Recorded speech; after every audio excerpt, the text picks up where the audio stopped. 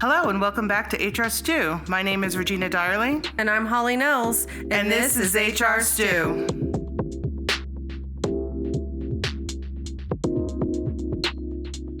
Order in the court. Today we are diving into the world of employer lawsuits. Despite HR's best effort, sometimes what felt like a smooth separation with an employee can become a nightmare. From straightforward compliance issues to the complex wrongful terminations, we will be discussing the stressful and sometimes downright ridiculous world of litigation. Today we are joined by Vida HR's very own Faith Atkins, who is our Director of Employee Relations. Faith, with 27 years of HR leadership experience in a variety of industries and company sizes, is our leader in handling complex employee investigations, maintaining thorough and compliant processes for our clients. Welcome to the podcast, Faith. Glad to be here. I want to start out today's episode by asking, what has been your most interesting encounter with employee lawsuits? We're going to let you go first, Faith, since you're a guest. Yeah. Thank you. So I haven't actually been directly involved in many employee lawsuits. I think I take credit that I've been able to be proactive as an HR professional to prevent employee lawsuits. But that goes hand in hand with, a management team that's open to partner and work exactly with right. HR, right? So we can start with that. There have been a few discrimination claims that I have been involved with where, legal action was threatened, but typically mediations have taken place beforehand and the parties, have usually been able to work through a resolution. I will say one of the most challenging things that I've ever done was to be part of a deposition. And I found a deposition to be just kind of a little annoying because it's very different than the typical investigation type of conversations and the questions that you ask. And so there was a lot of coaching that was involved from the employment attorney that I was working with, because going through that deposition process, they advise you to answer questions a certain way. And I think from an HR perspective, we try to be so objective. That's our goal. It was just a little different to participate in that type of process. I, too, haven't been involved in any employee lawsuits, but I would say at least 2 or 3 times a year, anytime there's a termination, an employee does threaten to sue. And we can that's their right. They have the right to sue. They have a right to file a claim. And our goal is just make sure we have all the proper documentation and have handled things correctly and by the book. Yeah. I would say I've been involved from an HR perspective in a few, especially at my last employer. We just had a lot of employees in a somewhat unruly environment and unruly leadership as well. Mm-hmm. I have one, and I don't know the end resolution because I wasn't there because it dragged on. So I don't know what happened in the end, but this is kind of a cautionary tale. We were searching for a long time, and we found this, I'm not going to say what it was a specialty at this company. When I say the guy was brilliant, he was brilliant. He was also nice and funny, and we just was so happy. We had a retained search for him, the whole thing. And he came in collaborative with great ideas, problem solver. I'm just leading up just to make you understand how devastating the situation was. And he'd only been there just shy of 2 months. And we had this big meeting planned, and he didn't show up. We couldn't get a hold of him. He just went missing for days. We were texting, we were calling. And then finally, he ended up texting back the CEO of the company. And without talking to HR or anything, what ended up happening is, I guess the guy did have some sort of drinking alcohol problem, and he went on a bender. And our CEO and CTO went to the Super 8 hotel that he was staying at, picked him up, took him to detox, and then when he got out, the CEO moved him into a cabin on his property. Oh, boy. And then, I was at that point, I was in the know, and they were, and then called a leadership meeting and asked if we were comfortable having him come back. And the consensus when he asked leadership was no. Nobody felt and there was other things that had happened, obviously, at that point. This was maybe a month later or whatever. So then he made an arrangement that he brought the gentleman back as a contractor for less pay. It was like a whole thing. And then it happened again. And then, 3 weeks later, he went missing again. Sad situation for somebody who was brilliant and, had a lot going for him, but this demon, I don't know what else to call it, that he was dealing with. But they ended up having to part ways because he disappeared again. And he ended up suing for discrimination based on his disability, which was alcoholism. And there was a lot of advice along the way, don't move him onto your property. Don't bring him back as a contractor. Now you're changing the condition of his employee. And the CEO did have a hero complex. That was one of his things. I mean, he did want to save him, and I think he had the right intentions, but the way he went around it to try to appease everybody, to appease the leadership team, and do the right thing for this guy, it ended up, I believe, burning him because our employment attorney, who we actually work with here too as well, was very unpleased at how we had handled it. I just think as an employer, you want to do the right things, but, getting involved in someone's personal life to that level, especially that kind of complexity, is very, very ill-advised, obviously, But that's the one that always sticks out. Like, I've thought about it over the years. Like, I actually wonder where he is. Like, I hope he's okay as well. But just a mess, a really messy situation. Yeah. Have you searched for him on LinkedIn or? I did, actually. I've never been able to find him. Oh, wow. Yeah. For today's discussion, I'm going to read some examples of real-world lawsuits, but from the perspective of HR. For the following examples, I want to get your reactions on the situation, where you might have intervened, and discuss how you might handle these differently. Scenario 1 is called Sued for Retaliation, despite my efforts to protect employee identity. Recently, our employee, we will call her Nina, brought forward concerns regarding financial misconduct by our CFO. Nina approached me in confidence, providing detailed evidence of potential wrongdoing by the CFO. Understanding the gravity of the situation, I assured Nina of confidentiality and initiated an internal investigation. My team and I conducted a thorough investigation into Nina's allegations, ensuring her identity remained protected throughout the process. Unfortunately, our findings corroborated Nina's claims, leading to the termination of the CFO for financial misconduct, also implementing corrective measures to prevent similar incidents in the future. Of course, because of the visibility of the position of CFO, gossip began to spread about who the whistleblower was. And despite our best efforts to safeguard Nina's identity, rumors began to surface linking her to the CFO's termination. Shortly afterward, Nina received a negative performance review from her supervisor, citing unsubstantiated claims of underperformance. Concerned about potential retaliation, Nina decided to take legal action for whistleblower retaliation. Nina has now retained legal counsel and has filed a lawsuit alleging unlawful retaliation for whistleblowing actions. She is arguing that the negative performance review was a direct consequence of her decision to report misconduct, a violation of her rights under whistleblower laws. What are your thoughts on how HR handled this? Yeah, I think my initial reaction to this is, everything seemed pretty sound. Where they conducted an investigation, they substantiated the allegations of the CFO.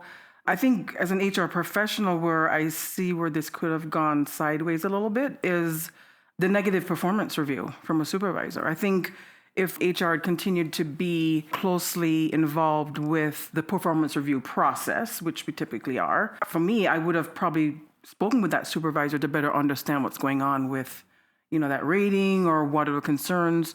I mean, there could be some valid performance concerns, but again, it does say in this example, that the underperformance was unsubstantiated. So I think the employee probably has a pretty good reason for feeling that they were retaliated against. As an HR professional, I think I would have been more involved, if it's possible, to ensure that negative performance review would not have been conducted. Again, given her tie to that scenario with the CFO. Just play devil's advocate. They may have spoken to their attorney and they said, well, being a whistleblower is not, safe harbor, from performance issues. True. And just because she's saying it's unsubstantiated does not mean it actually is. Correct. So, I mean, Yeah, I mean, maybe they didn't talk to HR. That's always possible. Because timing is everything. It's just interesting whenever we have these scenarios, we just need more information. Yeah, that's a good point. That's a good point. Yeah. You know, but yeah, no, look, we know how litigious the world is now. I mean, at very least, it's probably going to be some kind of settlement made. Yeah.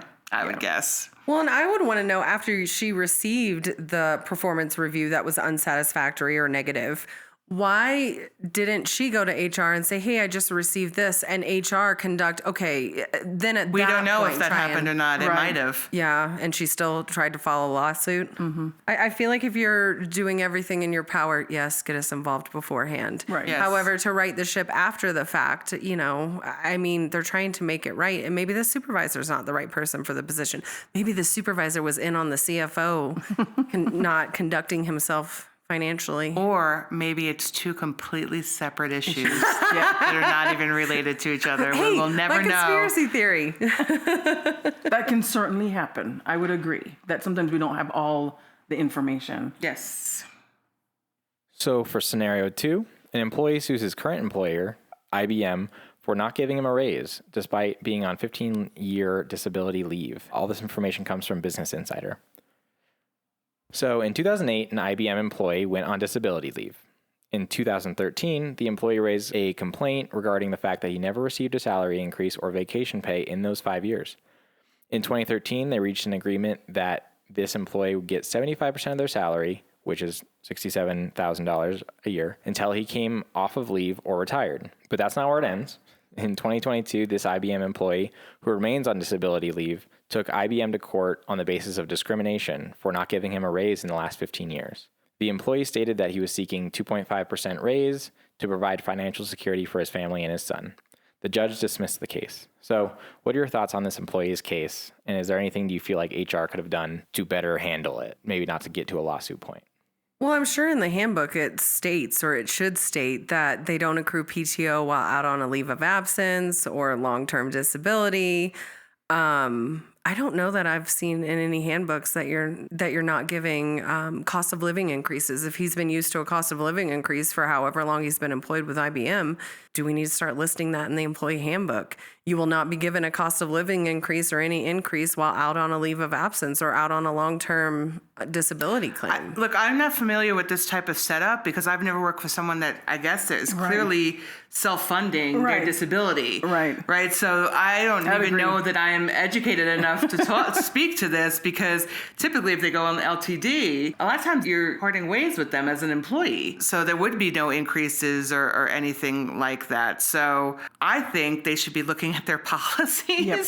I mean, to have someone on disability leave That from long. 2008. Exactly. I agree. If he was making $67K, that's way more than he ever would have gotten on disability. There's maxes. Well, on most of them. We don't know what level the person is. True. We don't know. 75% of his salary. Right. The salary was $67K. Yeah, so I mean, I think from my standpoint, it was interesting, and I do remember hearing about the case initially, but for them to have gone back and reach an agreement to pay him more until he came back to work just seemed really silly to me. Because again, you're not entitled to anything more than what your benefits are, right, based on what the company offers if you're out on that disability, right, in terms of typically that salary increase and everything else. To Holly's point, I agree that, handbooks should be more clear, especially today when we know that employees can be so litigious, right? I mean, it's interesting too that it mentions in 2013, they reached an agreement that would get 75% of the salary until he came off leave or retired. There seemed like some kind of age component there, which is I'm just throwing that, it's just interesting. Well, LTD goes through retirement, right? Or actually it goes until you're eligible for Social Security. You're right. So I guess whatever their in-house plan was probably did the same, but I'd be surprised if they weren't making changes, if there aren't already changes made and this guy is just grandfathered in. Yep. This seems really outdated. Again, it seems like a situation because it's, in asking Harrison, is there anything you feel HR could do better in this situation? Sometimes our hands are tied. I mean, we can advise as much as possible. A company like IBM has lots of different departments and functional areas that kind of participate in making these kinds of decisions. Yeah. I know Finance is a big part of that too. Yep. So I just think from an HR standpoint, I would have never supported it. But but again, I just think that sometimes the other internal corporate functions weigh in. But it seems like I'm hoping that they had like a really good employment attorney involved. But They must have. It was dismissed. It was dismissed, right? So, Which it should have been, yes. in my opinion. Yeah. All right, scenario 3. Employee sues my employer for gossip-led termination. So basically, one of our employees, let's call her Jane, was fired, allegedly because of some office drama. Here's what happened. Jane's coworkers started spreading rumors that she attended a meeting with our CEO wearing a revealing shirt without a bra.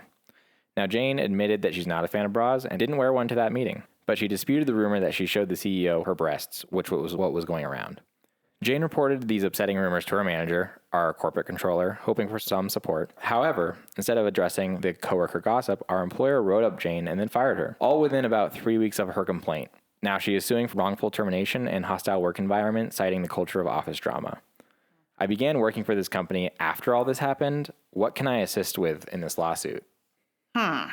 Well, first of all, how could someone have to start a rumor that she showed her breasts, who would be in a position to say that they witnessed that if she was in a meeting with the CEO? So that should have been nipped in the bud immediately. Like, just the gossip in general should have been nipped in the bud. The timing of her getting terminated seems really, really poor decision. Agreed.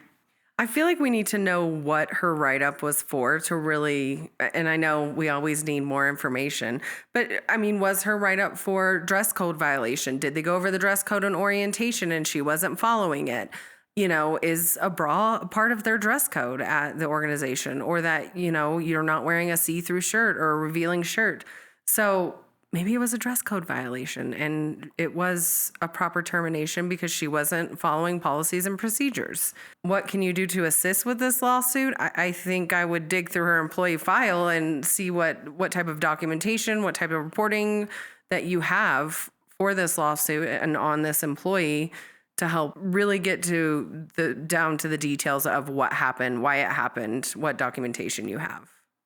Yeah, I mean, I think if I were to have taken on this situation, I would have kind of gone in again and done my own investigation as best as you can to get your own data as HR, right?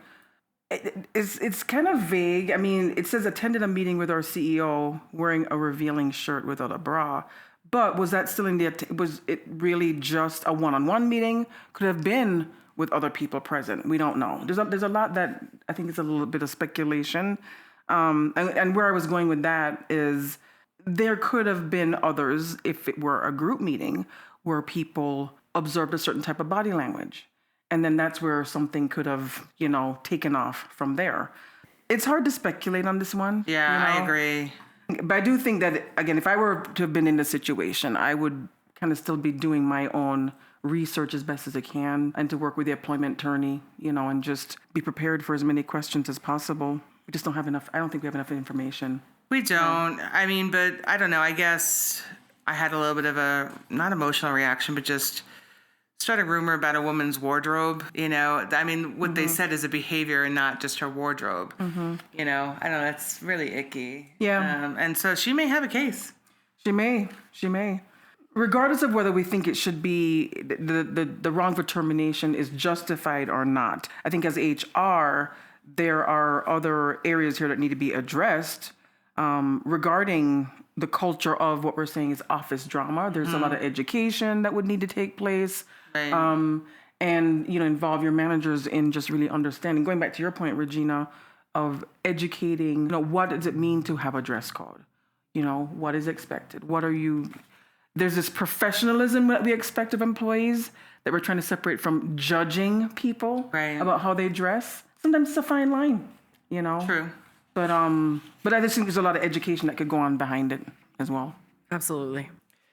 Final scenario 4, FMLA done incorrectly is the question. One of our employees, let's call her Lisa, submitted a request for FMLA leave to care for her elderly parent, providing medical documentation supporting her need for caregiving responsibilities. We reviewed the documentation and granted her FMLA request accordingly. We, of course, diligently processed Lisa's FMLA request ensuring compliance with the law and providing her with necessary support during her leave period. However, several months later, Lisa has now quit and filed a lawsuit against our company, alleging that HR misinterpreted FMLA guidelines, resulting in wrongful denial of additional leave she claimed she was entitled to. In the lawsuit she filed, Lisa argued that she should have been granted additional FMLA leave beyond what was initially approved. She claimed that HR's alleged misinterpretation of FMLA guidelines deprived her of her rights under the law and caused her financial and emotional distress. I feel like HR and my company have done everything correctly. Is she correct to file this lawsuit? Like, should we be worried, and what can we do? Again, I don't know if we have enough information. Like, what additional conditions? Well, and did she submit an additional FMLA document That's what I was request gonna- saying, right. I need additional time, Exactly. I haven't exhausted Right. my full 12 weeks? Yeah, it's not really. It's unless this is a leave request. It's really hard to misinterpret. Correct. What the doctor is saying. Correct. So as I read this, I think that HR processed everything correctly based on the medical documentation that may have been provided at the time. The interesting, usage of, denial of additional leave she claimed she was entitled to. The employee may think that they're entitled to more, but we can only approve it based on the medical documentation that Right. we receive, right? And it's pretty clear. It's saying how long is the leave. Right. And usually there's education and a process of communications so that if someone does run out of that time, right, then we can work with them and ask. But to Polly's point, did she even provide an additional request? We don't know that based on this documentation. I think sometimes too, we don't want to underestimate, caregiving is a very stressful time for people. And sometimes, even though we know we have many conversations with them about what we have approved, the documentation, and we reiterate what's expected going forward if they need additional assistance, they are not hearing it, right? And so I've found that document is all you can do. Is it correct? Is she correct to file a lawsuit? I don't think so. But again, it's her right if she wants to try to file one. I don't know where it's going to go. But I just think that based on what I see here, HR probably followed all the right steps, approved what was appropriate based on what we received, and then she had a different expectation. Maybe the communication broke down. Yeah. Is kind of what I'm speculating. Yeah. Because we know that happens. And people do tend to hear what they want to hear. Yes, So that is true. And this is why you follow up with an email per our conversation. Documentation all the way. Now for our segment, Ask HR, where we go to the online forum Ask HR, where users can post questions and get answers from real HR experts. This question comes from user Fluffy Fluffercat. It is titled, New Employee Trying to Claim Discrimination? I work in a small specialized lab. I'm a senior technologist responsible for all training, including the new tech. I'll call her Sarah. That's not her real name. For background, I'm a 30-year-old white female, and Sarah is a black female in her mid-30s. I've been in my role for many years. She just started 5 weeks ago. Sarah is giving me an extremely difficult time. I follow a very specific training method recommended by my employer. However, Sarah does not want to learn this way. I have made plenty of accommodations to allow her space and the materials to practice on her own rather than learn by direct observation. As a result, training is taking 10 times as long as usual. With Sarah, I am unable to make small requests that improve workflow and patient impact without being met with major attitude or straight up refusal. She will gaslight me by saying I haven't shown or explained something, but I have multiple times. She just doesn't want to do the task. After a specific incident where Sarah refused to follow my instructions despite my thorough explanation of its critical importance, I emphasized the severity of her actions and suggested that if she had concerns about the task, she should address them with the supervisor. During our heated meeting, Sarah accused my supervisor of taking my side when he explained why the processes matter. We all had chances to voice our concerns, but when I was speaking, Sarah was making faces. I directly asked her to stop because that's rude. However, she started calling me names and told me not to play the victim. When I expressed my frustration, she provoked me by asking why I was so mad. I clarified that I'm not mad, just exacerbated and entitled to my emotions. Instead of agreeing to find common ground, Sarah only criticized me and refused to make any changes herself. The meeting deteriorated further, prompting our supervisor to schedule a discussion with his boss and HR for the next week to mediate the whole situation. But since the meeting, Sarah has been telling our coworker that she'll, quote, sue if this isn't resolved, implying she wants things to go her way. She has also been filing HR complaints. Although she hasn't directly mentioned it to me, she's made comments about her race to our coworker. I'm concerned she might try to suggest to HR that we are discriminating against her. However, I want to clarify that I am treating her no differently because of her race. My concerns stem solely from her reluctance to learn and train. I've been having open and honest discussions with my supervisor along the way to keep him updated about her training and some of the difficulties I've been having, and explaining the changes I've made to accommodate her preferences. Additionally, I've started documenting exactly what I've shown her each day because of the gaslighting, but not her behavior or actions, as I felt it would come across as, quote, singling her out. So this user asks, how worried should I be about a discrimination accusation? And are there any proactive steps I can take to protect myself? I underlined gaslight the first time, and then she used it again. It's like the number one used word now. Yep. Gaslighting. I'm not sure that's the actual definition of gaslighting. Maybe, I guess when she was playing down her feelings. I don't know. Faith, what do you think? You know, and I have handled this type of situation because, you know, I'm coming from a medical background. So I've had very similar scenarios. You know, I always coach managers and supervisors to say, you know what, you can always be concerned. You should be aware of what discrimination is and just be prepared. I think that everything they've been doing has been appropriate, engaging their manager, going to HR, and Holly knows this because we have these conversations all the time. I think that I would tell this supervisor to stay the course. It's about holding people accountable. It's about documenting the scenarios. And you're going to find that there are some employees who do not want to be held accountable.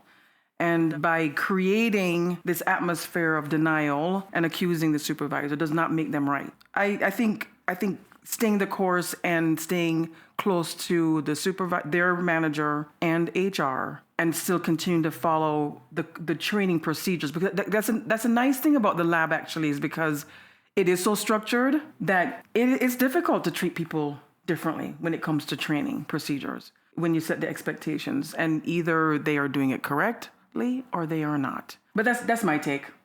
In my previous life, we had a training checklist, and it was exactly like this. It was, can you perform this task? And you would have to show that you could perform the task and have a checklist. So I think the checklist and the documentation and her follow-up emails on this is what I've trained you on, this is what I've done, will help her tremendously if it does get to the point of a discrimination accusation. And like you said, just taking the emotions out of it, and it's strictly this is a training structure. Agreed. This is the next piece that you need to learn and where you should be. Is there anything I can do to assist you in this? Yep. And help you understand that piece. I mean, to be fair, I mean, there was no claim that Sarah, she didn't claim discrimination anywhere. She was making an assumption. Right. So, I mean, you know, it seems like Sarah's a talker, you know? So she was just talking to a coworker. Right. You know, it doesn't necessarily mean anything. I mean, it's always good to be cautious, but if you're following all the processes and you have a documented training plan and you're veering off of that to accommodate her, and now she's not trained, you said 10 times as long, that's long, 10 times. Yes. Yes. So, you know, is that an exaggeration? Is that accurate? I mean, if they're working in a lab, is there some metrics that you could show, you know, to prove that she's not operating at the same, you know, at this tenure, you know, she should be accomplishing this and, you know, she's not. I would stick to the facts, ma'am. Having been involved in these types of situations, if anything, they have accommodated proactively. Yes. And that works in their favor, because they can demonstrate that, you know, maybe they even said if she's a different type of learner, trying to help, you know, train in a different way. But again, that's not discriminatory. You're trying to actually provide additional assistance to help the person be successful. Right. But who knows why there's a disconnect there in terms of their relationship, the working relationship. Yeah. Yeah. That from an HR standpoint, I tried to probably dig into that a little bit more, to help the supervisor feel more comfortable in what they're doing, what she's doing, to get Sarah trained. and up to Right. speed. I mean, she's in a tough spot as her peer because she's Sarah's peer. Right. She's responsible for training.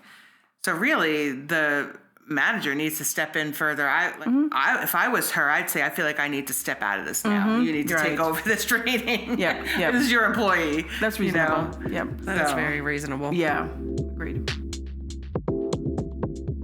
That's all the time we have for today. I want to thank you, Faith, for coming. We appreciate all of your input and insights and experiences you added to our podcast today. So much. Thanks, Faith. Thank you all so much for listening. If you have enjoyed your time here, please subscribe and leave a review. If you have any HR stories or questions to share, message us on Instagram at hr.stew. I'm Holly. And I'm Regina. And we'll see you next time on HR Stew.